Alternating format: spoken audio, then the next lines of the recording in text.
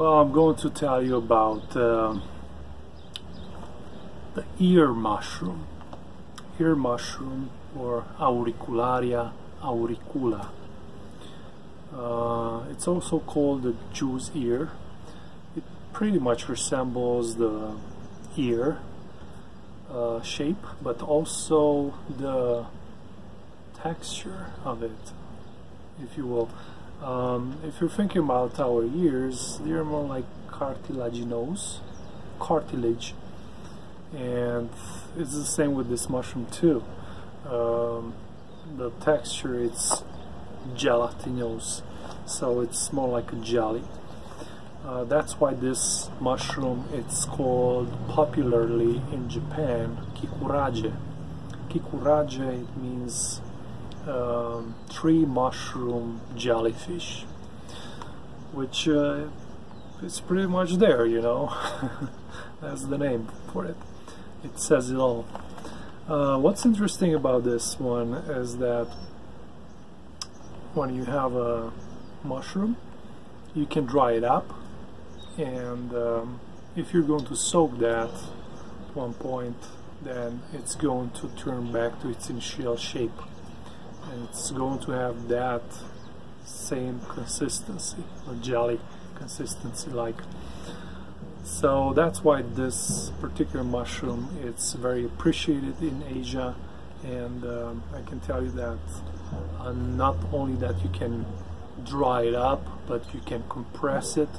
And what they used to do is to compress that, and they're selling these little tiny square things of compressed mushroom, and from a little package like this you can have a bunch of mushrooms coming out for four servings, actually, from a little package like that.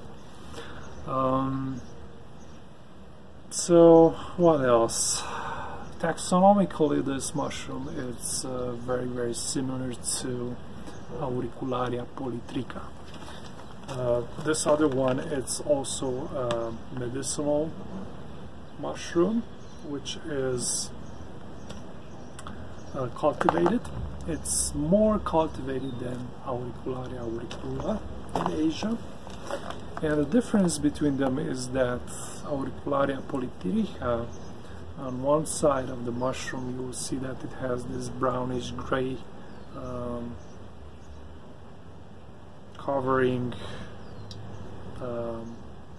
skin-like formation, and I would say that this part, which has this brownish gray color, has the hairs, and it's hairy. It's totally hairy, and I wouldn't say that it has dense hairs, very dense hair, but the hairs are longer than in Auricularia auricula. And if you look in the structure of the mushroom, if you have a microscope, then you will see that one of them has clamp connections and the other one doesn't have. Auricularia auricula doesn't have them, and Auricularia polytricha has it. So from these, this is how you can make the difference between them. Otherwise, it's kind of hard, because they kind of look alike, they have the same consistency. Auricularia auricula has shorter hairs than the other one, but yeah. Texture and flavor, I already discussed the texture, but if you're thinking about flavor, this mushroom is flavorless. It doesn't have any flavor, pretty much. What's about it? It's the texture. So you can use it in a soup, you can use it in a salad, for example. Some people would use it raw in a salad. I don't use it that way, but it's up to you. You can grow this mushroom pretty easily. It prefers cooler climates. For example, you can find it in the temperate areas, when the temp drops and it's wet and damp everywhere. Definitely this mushroom loves high humidity, and not only that you have to provide it with high humidity in the grow room if you want to grow it, but also in the substrate. So make sure if you grow it that the substrate and the humidity in the grow room has to be up to 100% humidity. It grows on both hardwoods and conifers, and it's a saprophyte, so you'll see it growing on different wood types in nature.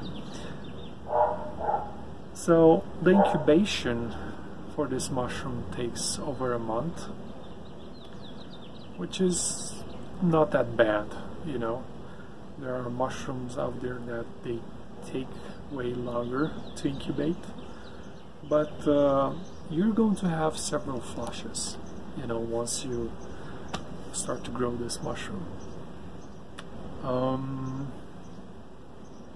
What else? The mycelium is white, and it's cottony, and sometimes forms these thick masses of cottony mycelium on a plate. Here and there you can find some browny spots, but mostly you'll see that it's white. And if you want to try to grow strains that you collect in the wild, feel free. This is going to grow without problem. It's very famous in Asia, in Asian cuisine.